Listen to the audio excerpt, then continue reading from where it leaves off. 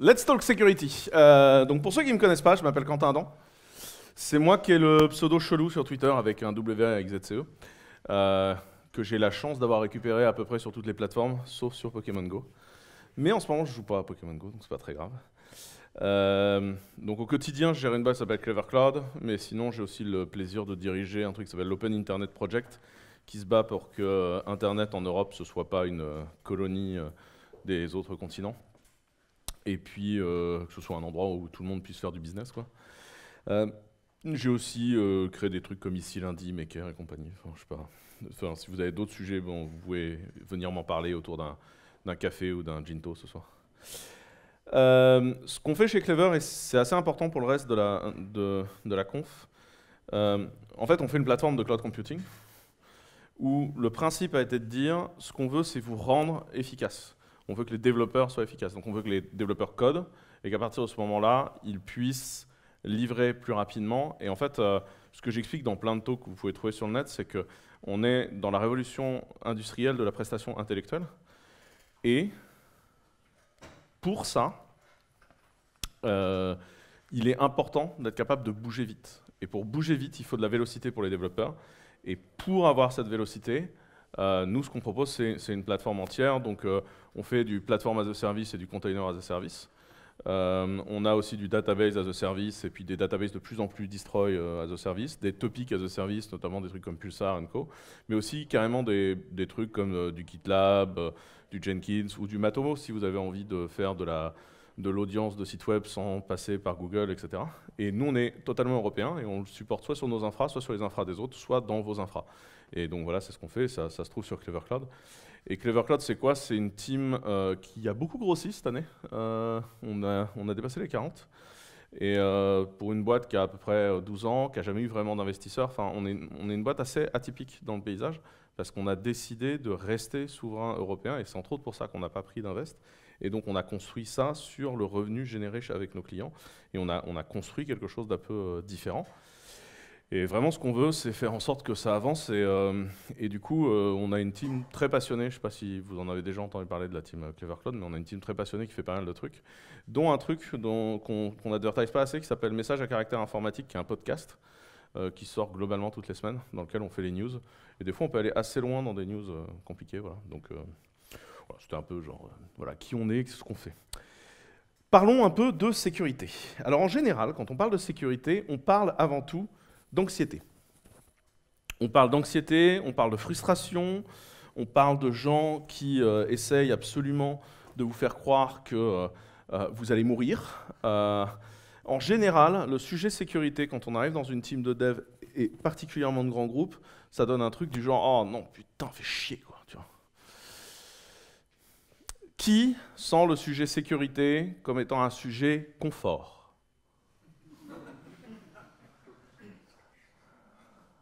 Qui adore le moment où c'est bon, sur ce projet, on va quand même demander l'avis de la team Sécu, le RSSI. Qui adore ce moment-là? C'est marrant, il n'y a jamais de main qui se lève à ce moment-là. Je dis ça comme si j'avais donné ce talk plein de fois. J'ai fini les slides il y a 4 minutes 59. donc ouais, le sujet sécurité, en général, c'est le sujet d'anxiété et de pénibilité.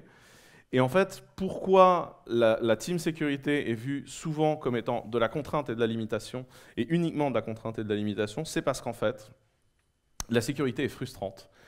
Elle est frustrante parce que ce sont des règles qui n'ont pas d'explication. Pourquoi on va faire ça? Parce que c'est ce qui est écrit dans le plan de sécurité. Oui, mais on s'en bat les steaks. Non, c'est ce qui est écrit dans le plan de sécurité. Donc pourquoi? Parce que la première règle, et en général d'un grand groupe, c'est de dire sur ce sujet-là, on va se démerder pour que la responsabilité, ce soit de la faute à quelqu'un d'autre.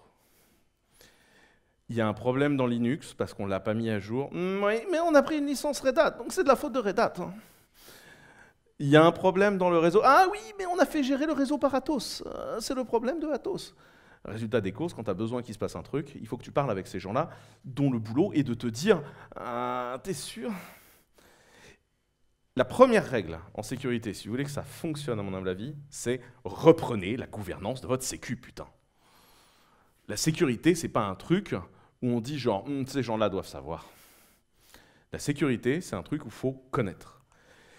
La deuxième chose, c'est que il y a une grande idée en sécurité qui s'est imposée dans les années 90 et que j'appelle « si on laisse pourrir le truc au soleil suffisamment longtemps et qu'aucun charognard est passé par là, ça doit être globalement sécurisé ».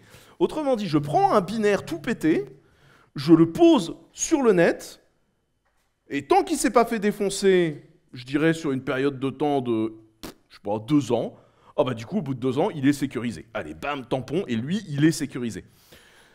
Ça me rappelle une autre grande idée de Debian, c'est quand ils avaient décidé de faire un générateur de nombres aléatoires qui était optimisé. Du coup, au début, on leur donnait un nombre aléatoire. 5, c'est aléatoire. Ah, génial, on m'a dit que 5 était aléatoire. Et après, ils réutilisaient 5 partout, parce qu'il était aléatoire.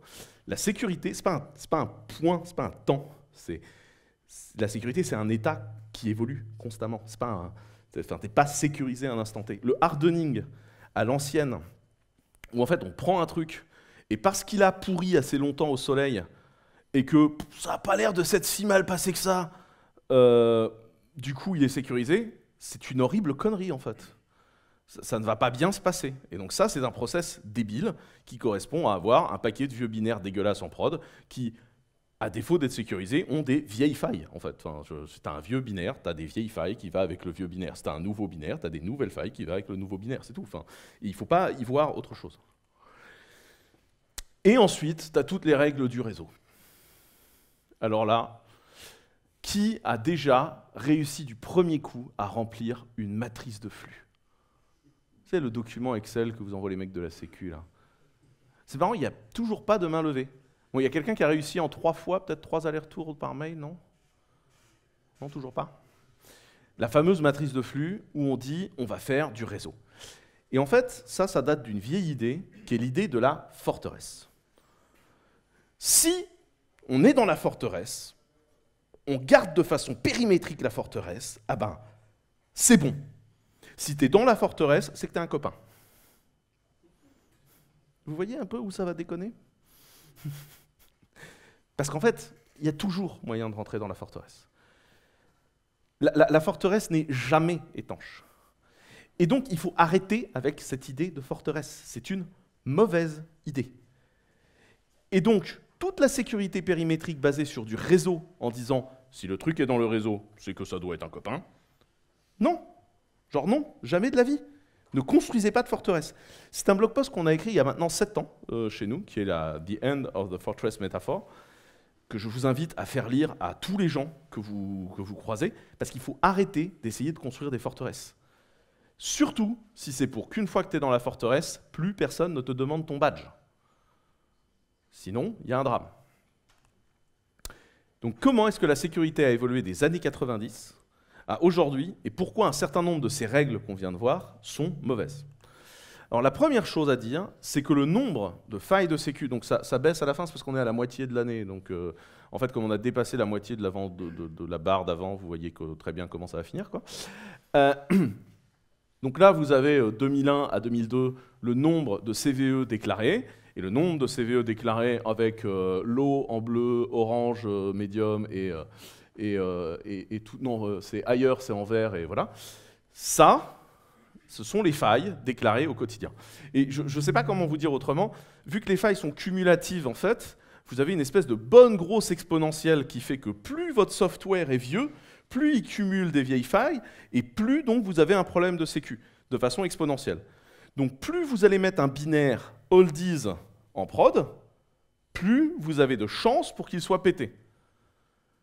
S'il vient du repository Docker principal, et qu'il est dérivé d'une image parmi les plus populaires, vous avez 30% de chances d'avoir une des failles de sécurité majeures de ces 2 dernières années, root exploit, Tagada, root code execution, la totale, quoi. Parce que c'est du vieux binaire. Donc, la première chose à voir, c'est que le nombre d'exploits étant en augmentation permanente, ce qui est logique, hein, plus ça va, plus nos couches logicielles interagissent les unes avec les autres, c'est l'interaction entre les softs qui est pétée. Par ailleurs, il y a de plus en plus de gens qui font de la recherche en sécurité, donc qui trouvent de plus en plus de failles, etc. Enfin, il n'y a aucun problème avec c'est normal. Ce qu'il faut juste entendre là-dedans, c'est que l'atmosphère sécuritaire qui était... avant, on en trouvait un peu, elle est devenue il y en a de plus en plus et tout le temps. Et donc du coup, là où avant on pouvait dire on connaît le nombre de failles et donc on les a toutes corrigées, aujourd'hui, mais c'est complètement impossible. Ça n'est pas réaliste de se dire que c'est la situation. Donc la première chose qui a changé, c'est le nombre d'exploits est en permanence en augmentation, et donc le nombre d'exploits que vous devez gérer sur des vieilles choses est exponentiellement en augmentation. La deuxième chose qui a changé, c'est qu'aujourd'hui, les gens, ils ont des laptops et des téléphones, le fameux Bring Your Own Device, qui fait que la forteresse, en fait, c'est une cité marchande avec des trucs qui passent leur temps à entrer et sortir du bidule. Et comme c'est une cité marchande avec des trucs qui passent leur temps à entrer et sortir du bidule, eh ben en fait, il y a toujours quelqu'un qui se pointe avec la petite variole et qui le refile à toute la cité. Parce que, voilà, il y a échange, il y a brassage de population. Donc, ça peut être le PowerPoint rigolo balancé par Jackie de la Compta, ça peut être un verre tout à fait silencieux qui foutait la paix à tout le monde, ça peut être plein de choses, mais il y a toujours un moment où, parce qu'il y a brassage, bah, ça va nécessairement cautionner ça. Et donc, la forteresse n'existe déjà plus. Donc, il faut arrêter de penser qu'elle existe, puisque les portes sont déjà grandes ouvertes.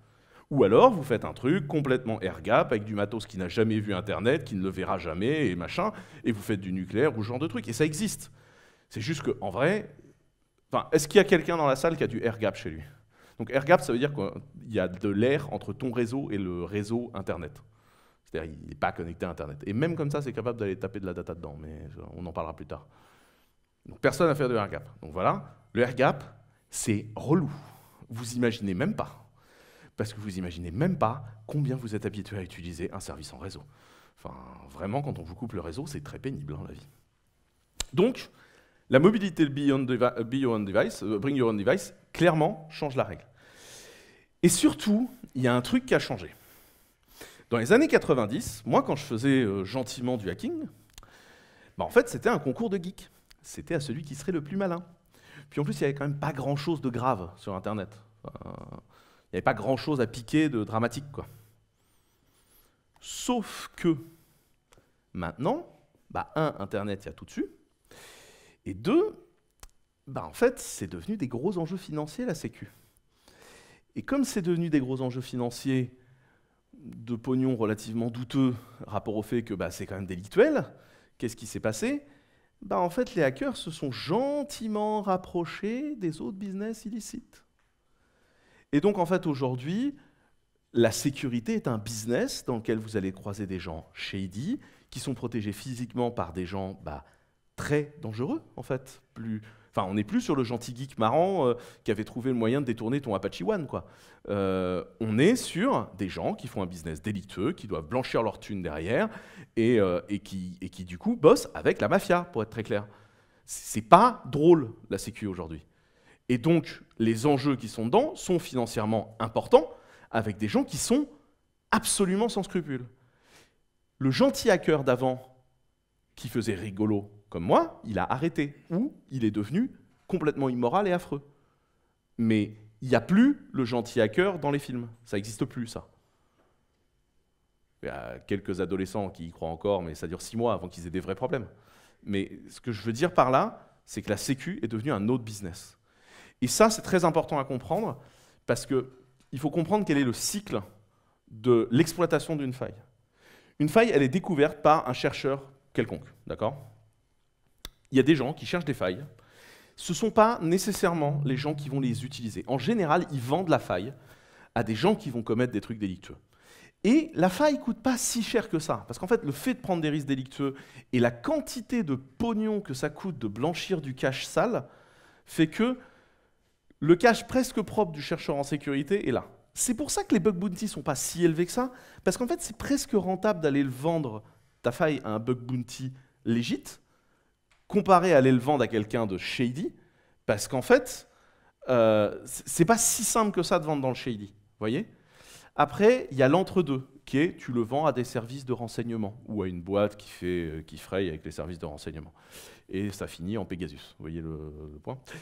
Donc qu'est-ce qui se passe? Au début, vous allez le vendre à quelqu'un qui va s'en servir, il vient de l'acheter, et pour rentabiliser la faille une première fois, la faille, elle va commencer par être utilisée sur des trucs hyper targetés, donc personne ne la connaît à ce moment-là, et tu vas l'utiliser sur quelque chose de très target. où tu sais que là, les datas qu'il y a à prendre, ou l'immobilisation qu'il y a à prendre, parce que tu vas faire péter, je sais pas, un pipeline ou un truc comme ça, et donc les gens qui vont te payer pour empêcher le pipeline de fonctionner ont beaucoup d'argent à te proposer. Là, tu vas faire de l'argent délictueux, donc encore une fois, c'est très compliqué, il faut le blanchir, tout ça. Hein. Je vous rappelle, à chaque fois que tu fais un truc délictueux dans la vie, c'est jamais simple de récupérer ton cash à la fin. Et donc, tu te retrouves avec une première fois la faille qui est utilisée, de façon targetée, quelques fois, pour soit taper de la data, soit immobiliser des trucs très précis. C'est le moment le plus dangereux, parce que personne n'a une idée d'où vient la faille. Et c'est le moment où les gens qui gèrent ces infrastructures-là, il faut qu'ils soient très bons pour comprendre ce qui s'est passé et pouvoir patcher. Parce que sinon, après, qu'est-ce qui se passe? La faille, elle va être vendue sous forme de kit d'exploit dans des sites qu'on va, pour simplifier, appeler le dark web. Et elle va être vendue à des gens qui sont beaucoup moins brillants, qui sont délictueux, qui sont beaucoup moins riches que les autres, et qui, eux, ont pour objectif d'après aller vendre les services de l'utilisation de la faille de ce kit d'exploit à des gens pareils de façon targetée, mais des gens qui ont moins d'argent, en sachant que la faille est déjà en train de se diffuser. Et comme elle est déjà en train de se diffuser, on rentre dans un jeu contre la montre de son utilisabilité, si vous voulez. Et la fin du cycle d'exploitation d'une faille, ça finit dans une espèce de worm complètement dégueulasse, un crypto-locker, un truc machin, diffusé très largement, qui va faire du spray and pray, comme on dit, c'est-à-dire tu spreads massivement comme un gros dégueulasse en priant pour récupérer sur la masse, littéralement ce que font les crypto-lockers. Et du coup, là, la faille est bien connue, facilement identifiée, etc., patchée. Mais comme personne met à jour ces systèmes, en général, tu peux continuer à tranquillement traumatiser tout le monde, vu que les gens sont nuls en sécu. Mention spéciale aux services de santé qui ont la grande capacité de ne jamais patcher leur Windows alors que le machin est plein de trous. Ça, c'est le cycle d'exploitation d'une faille aujourd'hui. Et donc vous voyez le modèle économique de l'exploitation de la faille. Ça marche pour tout le monde. Et c'est pour ça que vous devez comprendre votre situation dans ce cycle-là. C'est où que vous vous placez dans le cycle. Est-ce que les informations que vous gérez, elles sont tellement importantes que vous êtes dans la première case? Ou est-ce que les informations que vous gérez, en fait, tout le monde s'en fout un peu? Et dans ces cas-là, vous êtes plus bas dans le truc. Et comme vous êtes plus bas dans le truc, c'est moins grave. Vous avez plus de chances de pouvoir réagir. Vous n'êtes pas obligé d'être parano. Vous pouvez uniquement être attentif. Ce qui n'est pas la même chose. Vous voyez la différence de ce que j'essaye de raconter? Ce que j'essaye ici de vous dire, et qui est très important, c'est que la sécurité, ça n'est plus un contest de gens intelligents. C'est un problème de fric. Et votre problème, c'est qu'il y a des gens qui vont investir pour vous casser et avoir un retour sur investissement. Vous, ce que vous devez faire, c'est que vous casser coûte plus cher que le retour sur investissement que les gens feraient sur vous, et donc vous rendre vous-même pas rentable à casser. C'est clair ce que je viens de raconter ou... Et donc pour ça, on va créer un certain nombre de modèles pour le comprendre, qui vont nous permettre de sortir de la rentabilité de ça. La bonne chose, c'est que le vocabulaire que je viens de vous donner, la façon de le modéliser que je viens de vous donner, se pitch très bien au COMEX, puisque c'est du pognon. C'est des modèles financiers, c'est simple à expliquer. Et comme c'est simple à expliquer, vous pouvez aller l'expliquer au COMEX quand vous avez besoin de prendre des mouvements sur la sécurité. Par ailleurs, j'ai écrit un article qui s'appelle la dette technique est un mythe labyrinthique, et pourquoi c'est pas du tout une dette technique, et c'est pas du tout comme ça qu'il faudrait le financer. Ou par ailleurs, je vous explique dedans comment parler au COMEX de la dette technique. Et en fait, comme la Sécu est souvent en partie dans la dette technique, je vous recommande la lecture de cet article-là pour aller en parler au COMEX. Il existe en français et en anglais, puisque j'ai des gens gentils qui, des fois, traduisent mes articles. Voilà. C'est quand même une bonne nouvelle de pouvoir en parler au COMEX. Très, très bonne nouvelle. Pour déterminer comment on va se défendre contre ces principes, on va définir quelques notions. La première notion qu'on va définir, c'est la surface. Qu'est-ce que c'est que la surface d'attaque? C'est en clair la totalité de ce qui est exposé qu'on peut attaquer. Ce qui est exposé, c'est ce qui est exposé en réseau, mais c'est également la totalité du binaire qui est chez vous. Autrement dit, plus vous avez une surface grande, plus vous avez de binaires, plus ils sont gros, plus ils incluent de fonctionnalités, plus il y a des endroits dans lesquels pourrait y avoir des failles. Moins vous avez de binaires, mieux ça se passe. Plus vous avez de trucs exposés sur le net, plus il y a de la surface. Plus vous avez des règles réseau compliquées, plus votre surface est compliquée à appréhender et donc c'est chiant. Vous voyez le point? Donc comment est-ce qu'on réduit la surface? Pour réduire la surface, il faut n'embarquer que ce dont vous avez besoin. Je vous donne ici un exemple très simple. Il y a quelques années est sortie la dernière faille d'escape de VM sur KVM. Donc vous êtes sur KVM, le système de virtualisation Linux par excellence. Et là, c'était une faille qui permettait de se barrer de la VM pour remonter dans l'host. Dramatique. Cette faille, tout le monde a hurlé en disant « Ah mon Dieu !» Google Cloud, parce qu'ils utilisent KVM, Red Hat, tout ça, machin. Cette faille, elle était dans l'émulateur de disquette 3,5 pouces. Moi, j'avoue que j'étais là. Est-ce que quelqu'un peut m'expliquer ce que fout l'émulateur de disquette 3,5 pouces de compiler dans votre cloud, les gars? Vous ne vous en servez pas, ne le posez pas là. Il a rien à foutre là. Moi, j'ai vu passer la faille chez Clever Cloud, on a fait whatever. Chez nous, il est recompilé KVM. Bien sûr qu'on le compile. Est-ce qu'on prend la liste des fonctionnalités de KVM? Oui, et on dégage tout ce dont on n'a pas besoin. Pourquoi? Pour réduire la surface d'attaque. Par ailleurs, ça a un impact sur les performances qui n'est pas négligeable. Et après, à chaque fois, tout le monde me regarde. Ah, mais vous recompilez? Ah, parce que vous trouvez que c'est plus chiant de recompiler les trucs en se demandant de quoi on a besoin, plutôt qu'un vendredi soir se dire « Ah mon Dieu, notre plateforme est complètement ouverte, on va se faire défoncer !» Sans déconner. À quel moment vous préférez réagir à une horreur plutôt que de faire un boulot propre au quotidien? Au moins, vous savez ce que vous foutez en prod. Ça, on appelle ça réduire la surface d'attaque. Vous ne vous servez pas d'une feature, elle n'est pas en prod. Vous ne vous servez pas d'un truc dans un gros binaire qui fait le café, vous le dégagez de la compilation. Parce que sinon, en fait, c'est dangereux. Ça s'appelle réduire la surface d'attaque. On fait la même chose en network. Chez Clever, les machines, par définition, elles peuvent parler au network, c'est trop chiant de vous dire de quoi vous avez besoin en sortant. Par contre, en entrant, elles n'ont rien. Et on ouvre un port pour leur parler. Qui passe par un proxy, ce qui nous permet de filtrer. Ça, on appelle ça être gentiment parano et efficace. Vous voyez ce que je veux dire? Donc ça, réduire la surface. La deuxième question, c'est qu'est-ce que c'est qu'une fenêtre de vulnérabilité? La fenêtre de vulnérabilité, c'est le temps entre la découverte d'un exploit et le moment où vous réglez le problème. C'est cette fenêtre-là. Votre question dans la vie, la question essentielle que vous devez vous poser en permanence, c'est comment faire pour fermer les fenêtres le plus souvent. S'il y en a un seul dans la salle qui me dit « Non, chez moi, il n'y a aucune fenêtre de vulnérabilité ouverte en ce moment », je dis « Écoute, on est quand même à 30 000 failles découvertes à la semaine. Donc soit tu utilises un kernel monolithique maison qui fait tout chez toi, soit non, tu as des fenêtres d'ouvertes chez toi. La question c'est, ton Linux il est mis à jour quand? Annuellement? Sweet summer child. La raison pour laquelle on passe notre temps à vous dire de mettre à jour, c'est parce qu'il faut mettre à jour tout le temps. C'est comme ça, en fait, qu'on corrige les failles. Il faut passer sa vie à jour. Parce que c'est là qu'il y a des problèmes. Autrement dit, il faut utiliser uniquement ce dont vous avez besoin et nettoyer vos outils en permanence. Ça ne sert à rien d'avoir une palette d'outils dont vous ne vous servez à rien, qui en plus pourrissent tranquillement et rouillent. Si vous avez besoin d'un tournevis, d'un marteau et d'un ciseau à bois, vous les utilisez, vous les achetez beaux, et vous les nettoyez bien en permanence pour qu'ils soient nickel. Et là, vous avez une bonne démarche. Là, vous avez une démarche sécuritaire acceptable. Et surtout, là-dessus, ce que je vous demande, c'est d'essayer de penser à la différence du monde. Dans les années 90, compiler des logiciels était chiant parce qu'on avait des processeurs lance à race.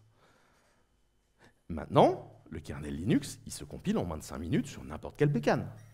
Parce qu'on a des processeurs qui sont rapides. En fait, recompiler tout, c'est tout à fait possible. Quand vous utilisez un espèce de binaire dégueulasse qui tournerait sur l'Athlon XP que j'avais au collège et sur un supercalculateur de rang mondial, qui en fait, si vous prenez le silicium que vous achetez 8000 balles, vous utilisez 20% du silicium, qui sont les 4 instructions qu'utilisaient il y a 15 ans, parce que le truc a été compilé avec le plus petit dénominateur commun et la totalité des putains de features qui étaient disponibles dans ce soft, et ben en fait, ce que vous faites, c'est ouvrir au maximum votre surface d'exposition, utiliser au moins qualitatif ce que vous faites, et c'est de la daube. Aujourd'hui, si vous utilisez réellement des softs, vous affinez leur configuration, vous les recompilez et vous envoyez. Est-ce que ça se comprend ou pas ce que je vous dis? Oui, c'est à l'inverse de tout ce que tout le monde vous a dit en Linux. Je sais. Ça fait 12 ans que je suis comme ça fait 12 ans que je prêche ça, je ne comprends pas pourquoi on n'est pas juste là-dessus. Moi, ce que j'ai envie de vous dire par ailleurs sur les binaires, ça renvoie à un talk que j'ai donné la semaine dernière au Luxembourg. J'ai vraiment un problème avec ce micro, je suis désolé. La semaine dernière au Luxembourg, j'ai donné un talk sur le hardware et les performances et comment optimiser les performances de son hardware d'un point de vue moderne. Donc il sera probablement sur YouTube ce week-end. Et en fait, les deux talks sont très complémentaires. Parce que là, je vous explique pourquoi vous pouvez tirer des performances que vous ne comprenez pas de votre binaire, genre récupérer 30% des performances du CPU que vous avez, enfin, c'est pas négligeable quand même. Et de l'autre côté, l'autre truc, c'est de vous dire, d'un point de vue sécuritaire, ces propres binaires, c'est pas mal. Et juste, pour qu'on continue là-dessus et qu'on termine cette petite histoire de binaire, le binaire, il y a un autre intérêt. Vous n'imaginez pas le nombre de vers dégueulasses qui targetent le binaire de chez Debian. Si vous mélangez bien votre binaire, qu'il n'a pas la même signature de binaire, vous vous souvenez, la base de signature de binaire a été mise à jour, avec Avast qui vous hurle dessus à 3 h du matin alors que vous étiez dans un donjon un peu stressouille. Et ben c'est littéralement ça. En fait, les virus, les attaquants, ils cherchent des signatures de binaire.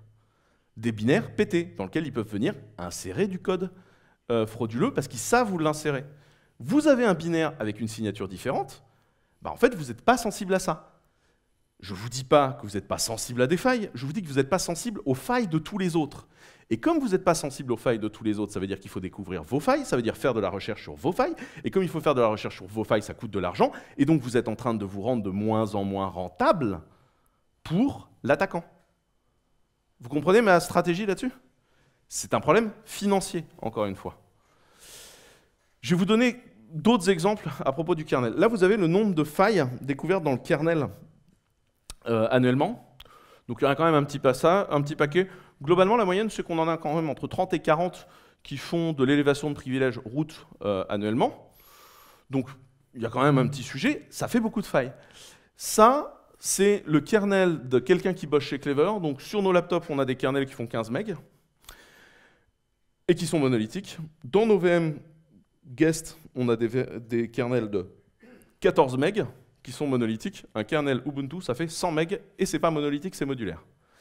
Or, donc là, vous voyez bien que la surface d'attaque n'est pas du tout la même. Du coup, là, vous avez une surface d'attaque genre beaucoup plus large chez Ubuntu.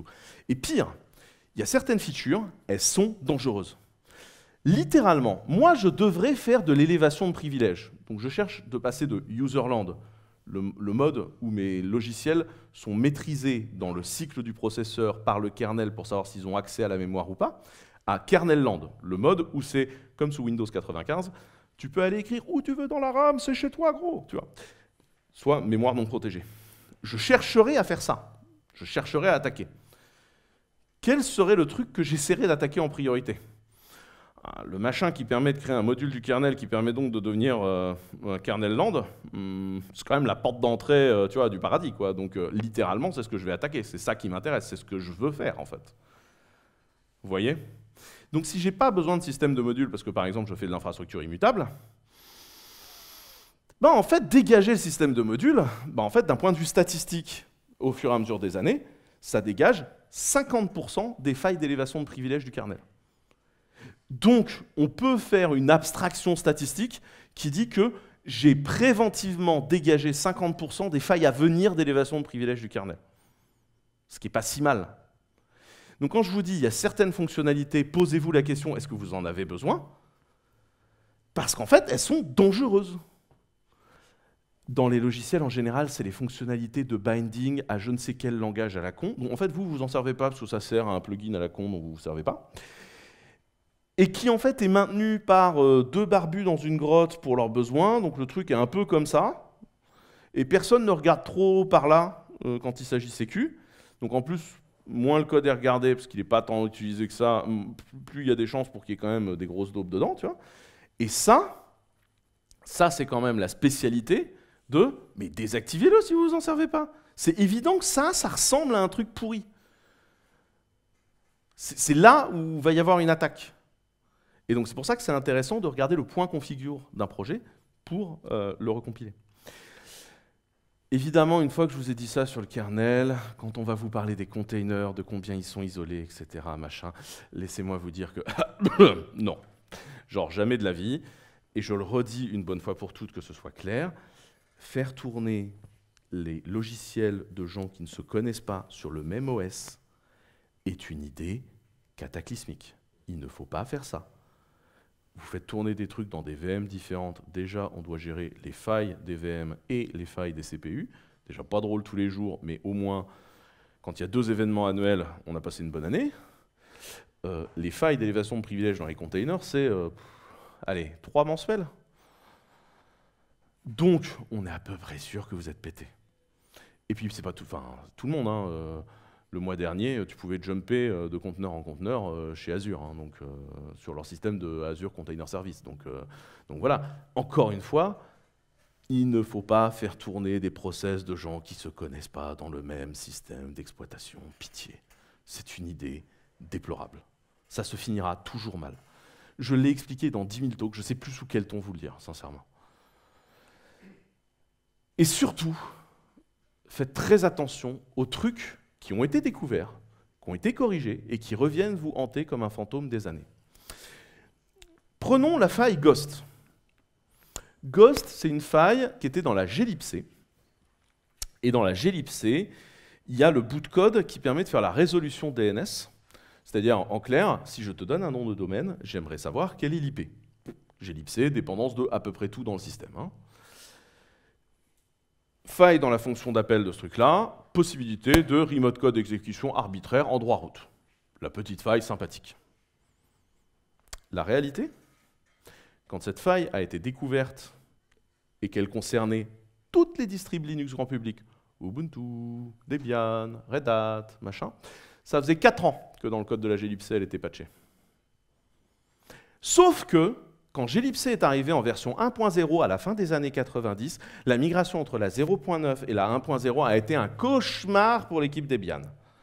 Et donc depuis, ils adorent avoir une glibc qui a à peu près 10 000 ans de retard, alors que les mecs de la glibc ont fait un travail tout à fait net depuis pour éviter le bordel absolu qui a été la 1.0. Et donc, on se retrouve avec, dans toutes les distribs Linux, une glibc qui date de l'ère Sarkozy, alors que le code de maintenant est propre. Moi, j'ai vu passer Ghost, tout le monde chez nous a fait on en fait quoi de ça? On en fait rien, en fait, c'est patché. Donc, c'est patché, compilé, genre, on s'en bat les steaks, en fait. Enfin, ça ne nous concerne pas, en fait. Quand je vous dis que le problème, c'est la gestion des repos de binaires, je mens pas. C'est vraiment, il y a des gens qui pensent réellement que laisser pourrir des trucs au soleil est une méthodologie de sécurisation. Chacun sa vie. Mais il faut faire très attention à ça et donc regarder les versions des softs que vous utilisez. En fait, si ça se trouve, la faille que vous allez vous taper, elle a été corrigée il y a 1000 ans.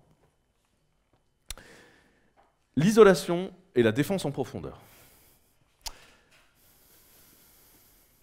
Je vais essayer de vous le dire gentiment. Il n'y a pas d'amis. Tout le monde peut devenir rogue, par rebond. En fait, vous avez un logiciel qui est un progiciel de merde qui traîne dans un coin parce que telle direction business en a besoin et on ne vous donne pas le choix. Il n'est pas sécurisé, quelqu'un débarque, le route, et après, il sert de base opérationnelle pour attaquer tout le reste. Et vous avez un trusted network. En fait, votre ennemi est déjà dans la forteresse. Moi, ma vision des choses, c'est qu'il n'y a pas de forteresse, il n'y a pas d'endroit safe, il faut tout cloisonner et être un énorme barbare pénible en permanence. Parce qu'il y aura toujours une faille. Et donc, l'isolation doit être, chaque machine doit considérer qu'elle est toute seule et qu'elle est une île et que tout le monde veut l'attaquer. Je vais essayer d'aller un peu plus vite, parce que je sens que sinon ça va être un problème. Donc, la seconde chose à savoir, c'est le chiffrement. Est-ce que quelqu'un est expert en chiffrement dans la salle? Moi non plus. C'est très simple. Tous les 6 mois, il y a un papier qui sort en disant il faut utiliser quoi comme chiffrement pour tel use case. Vous lisez le papier à chaque fois. À chaque fois que vous allez vers un nouveau truc en chiffrement, vous allez lire le dernier papier des mecs de chiffrement, des conférences de chiffrement, et vous l'appliquez. C'est très simple. Il y a des gens dont c'est la spécialité. Vous reposez sur les papiers de ces gens-là. Si vous avez choisi une solution il y a 2 ans, elle n'est probablement plus bonne. Donc il faut changer. Ça vous va comme approche des choses? Non, t'es pas d'accord, Mathis? Tu me rappelles dans les questions ce qu'on doit faire. Le petit point important sur les passwords, tout le monde imagine que faire un MD5 des passwords est une bonne idée, et les quelques évolués se disent on va faire un SHA-1. Alors non, pareil, sur les passwords, ça change tout le temps, donc arrêtez de vous emmerder, vous allez lire la page chiffrement de password de Wikipédia qui est toujours plus ou moins à jour. En ce moment, il faut utiliser Bcrypt, et si vous êtes un peu moderne, Argon 2. Mais Argon 2, il n'y a pas des implèmes partout, c'est chiant, machin, voilà. Donc des fois, vous pouvez utiliser Bcrypt. Non, ce ne sont plus des hashes. Parce que c'est toujours possible de faire une rainbow table, donc on fait autrement, on s'en fout. Je vous laisse regarder comment ça marche. Mais le chiffrement des passwords est un sujet complexe. Pareil, vous n'essayez pas de vous rebaser sur vos connaissances. À chaque fois que vous devez le faire, vous allez voir où est-ce qu'en est la science sur le sujet. D'accord? Parce que ça bouge trop vite, en fait. Un jour, vous serez breaché. C'est obligatoire. Parce qu'il y a trop de failles, il y a trop de problèmes, il y aura toujours un moment où vous aurez une brèche. La première chose à savoir, c'est que vous devez être au courant. Vous ne vous rendez pas compte du nombre de gens qui se font taper leur base de données sans même le savoir. Ce que vous devez savoir quand vous avez un problème de sécurité, c'est qu'est-ce qu'on a perdu et quand est-ce qu'on l'a perdu. Et est-ce que je suis à peu près sûr du périmètre de ma faille que je viens de déclarer. Et ça c'est un truc qui, par ailleurs, est globalement la loi.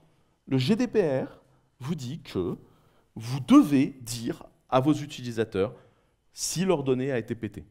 Donc, la capacité à comprendre ce qui s'est passé est importante. C'est pour ça que l'observabilité est une partie de la sécurité. Et là, je vous renvoie au talk du CTO de Clever Cloud, Stephen Leroux, qui l'a donné ce matin. L'observabilité fait partie de la sécu parce qu'en fait, vous avez besoin de savoir quand est-ce que vous vous êtes fait casser et où vous vous êtes fait casser. Ce que je vous propose maintenant, c'est que je vais vous donner un certain nombre de choses pour développeurs qui sont la sanity check qu'on utilise, nous, à Clever. La première chose, c'est l'injection de code. Tous les patterns qui impliquent d'écrire du code à runtime et qu'il sera exécuté sans passer par un compilo, un truc, un machin, une mise en production, sont des patterns dangereux. Un système de template dans lequel vous pouvez exécuter du code, ça sent l'injection de code. Un système de template dans lequel vous ne pouvez pas exécuter de code est une bonne chose. Est-ce que c'est plus chiant à gérer au quotidien quand vous faites du HTML avec ce système de template? Oui, effectivement, je vous le confirme. Mais c'est un gage d'une sécurité intéressante. Le système de plugin qui permet de charger du code à chaud, tagada, soin, je ne vous dis pas qu'il ne faut pas l'avoir. Il y a des use cases dans lesquels vous êtes obligé de l'avoir, je ne dis pas. Mais si vous pouvez le dégager, c'est quand même un truc qui, à chaque fois, sent mauvais. Un truc qui permet, après une mise en production, après une compilation, après au moment où on a décidé que c'était ça le logiciel, de changer la définition de ça. Vous voyez ce que je veux dire? Si quelqu'un peut changer la définition de ça pendant que ça tourne, quelqu'un la changera. Et si quelqu'un la change, il est en train de faire de l'injection de code. Alors il y a de l'injection de code que vous avez voulu, mais souvent il y a de l'injection de code qu'on n'a pas voulu. C'est un peu ça le problème. Donc c'est les fameux chargements de plugins dynamiques, ce genre de trucs. Si vous n'avez pas besoin d'un chargement de plugin dynamique, désactivez la fonction de chargement de plugin dynamique et soyez explicite sur la liste des plugins que vous chargez, en disant bien, si le plugin ne fait pas partie de cette liste, bah, on ne le charge pas. Vous voyez ce que je veux dire? Ça, c'est la première chose importante dans tous les frameworks ou dans tous les softs que vous allez utiliser. La deuxième chose, c'est ce qui vient de l'utilisateur. Quand l'utilisateur, qui vient d'une API, d'un formulaire, whatever, vous donne de la data, la première chose à faire avec cette data, c'est de vérifier que c'est ce que vous attendiez. Là, je vous ai mis un exemple en Scala qui va très loin, qui est ce que nous, on utilise, qui est du refined, où en fait, nous, on définit dans les types du truc, et c'est la compilation qui l'enforce, et on dit, ceci est un nombre entre 1 et 10. Au moment où l'utilisateur met un truc, on l'injecte dans la variable, on check que c'est un nombre entre 1 et 10, et si c'est pas, ça ne rentre pas dans la variable. Fini. Ça, c'est une bonne chose. Vous voyez ce que je veux dire? C'est une excellente chose de gérer les choses comme ça. Parce qu'en fait, vous assurez que ce que vous rentrez est là. Donc vous avez du user input, de l'API input, n'importe quoi. Vous allez checker que ce que vous injectez chez vous, c'est globalement ce à quoi vous vous attendiez. Et ça va vous éviter genre la SQL injection. À chaque fois que vous faites une concaténation de texte avec un truc qui vient de l'extérieur, globalement, vous êtes en train de prendre ce risque-là. Quand vous faites du SQL, dans tous les langages, il y a des librairies qui vous permettent de savoir que ce que vous foutez dans le SQL, c'est ce que vous aviez prévu de mettre dans le SQL et qu'il n'y a pas de mots-clés, de machin, de esperluette, etc. Vous devez utiliser ces librairies quand vous codez. Faire votre SQL à la main en concaténant des chaînes, ça finira toujours mal. Vraiment, sincèrement. Donc, vous utilisez des librairies qui recheckent. Est-ce que c'est plus lourd? Oui. Est-ce que c'est ça qui garantira votre survie? Oui, aussi. Et vous vérifiez les failles de sécurité de ces librairies en permanence parce qu'en général, elles en ont malheureusement.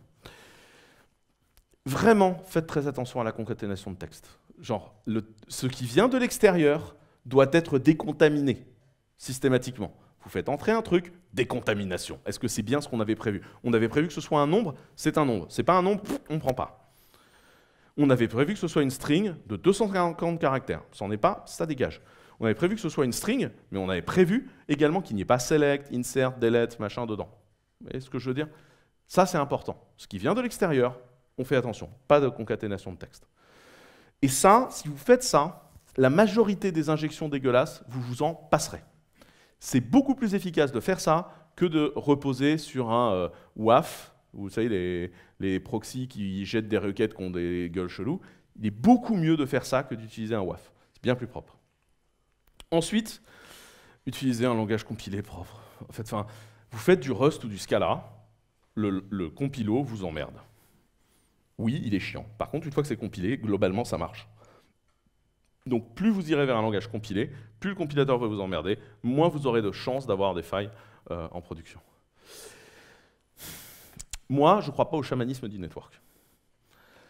D'abord parce que c'est très chiant, en plus ça finit toujours dans des séances de configuration du réseau qui durent mais des milliers d'années, tu ne sais pas pourquoi, parce que la team réseau a je ne sais quelle idée, etc. Moi, ma vision du network est très plate, en fait. Le truc, c'est que moi, je ne crois pas qu'on puisse avoir du trusted network. Je ne pense pas qu'on puisse faire confiance à du réseau. Donc je vous la fais très courte. Chez nous, la vision est très simple. Si deux ordinateurs se parlent au sens figuratif du terme, donc ça peut être deux VM, alors la totalité de leur échange est chiffrée. Il est identifié. Il faut un login, un password, ce que vous voulez, qui fait que les deux ordinateurs, on sait que c'est Roger qui parle à Alain. Voilà, que c'est machin qui parle à bidule. C'est machin, il parle à machin. Donc chiffré, identifié, auditable. On a un log de machin à parler à machin. Comme ça, on sait qui s'est fait casser et quand. C'est très important, l'audit. Ça, c'est la grande règle. Et pas de trusted network. Tout le réseau est unsafe. Et vous allez voir, ça fait un truc très bien, votre réseau devient tout plat. Il s'appelle Internet. Voilà, c'est simple. Et ça, très très bonne approche.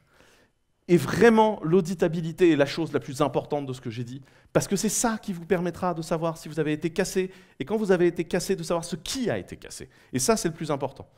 Chez nous, par ailleurs, on a développé un truc qui s'appelle Biscuit, qui depuis est sorti et a fait plein d'autres choses.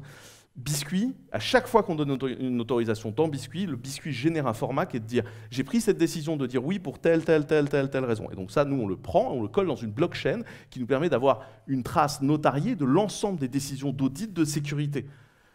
Et ça, c'est propre, c'est un audit. Je vous invite à aller voir Biscuit, qui par ailleurs est un crypto token très intéressant, mais comme je n'ai pas vraiment le temps, là, je vais foncer, puis on pourra poser des questions dessus. Moi, je pense qu'il faut construire ses propres binaires sur des bases régulières. Donc voilà, chez nous, c'est à la semaine, sauf s'il y a un truc. Chez nous, comment on le fait chez Clever? En fait, on a une espèce de gros repos de source qui est l'OS.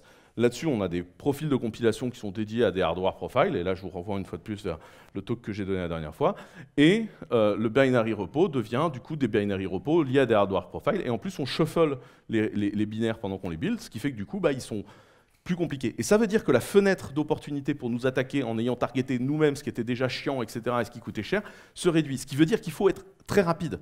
Donc non seulement ça coûte cher, mais en plus tu as peu de temps pour le faire. Donc ça veut dire que c'est une faille, quand tu la découvres, elle t'a coûté quand même vachement de pognon et tu ne peux pas l'utiliser longtemps. C'est quand même pourri. Autant aller attaquer quelqu'un d'autre. Vous comprenez pourquoi c'est important le raisonnement économique depuis le début ? On va essayer de se sortir du raisonnement économique de c'est une bonne idée de les attaquer. Pour faire ça, on utilise Exerbo, qui est une distribution Linux pas très friendly, mais extrêmement efficace. Et encore une fois, je vous renvoie au talk que j'ai donné sur le hardware et les performances, dans lequel j'explique ça. Et encore une fois, je pense qu'il sera en prod ce week-end. Ce que je voulais vous expliquer principalement aujourd'hui, c'est que la sécurité, c'est pas un point dans le temps où on dit hey, ça a suffisamment pourri au soleil, c'est sécurisé. La sécurité, c'est un processus continu qui permet de découvrir des failles et se dire que c'est un problème. Donc, c'est une continuous improvement en permanence de votre situation et ne considérez jamais que vous êtes en sécurité, considérez que vous avez un processus de sécurité.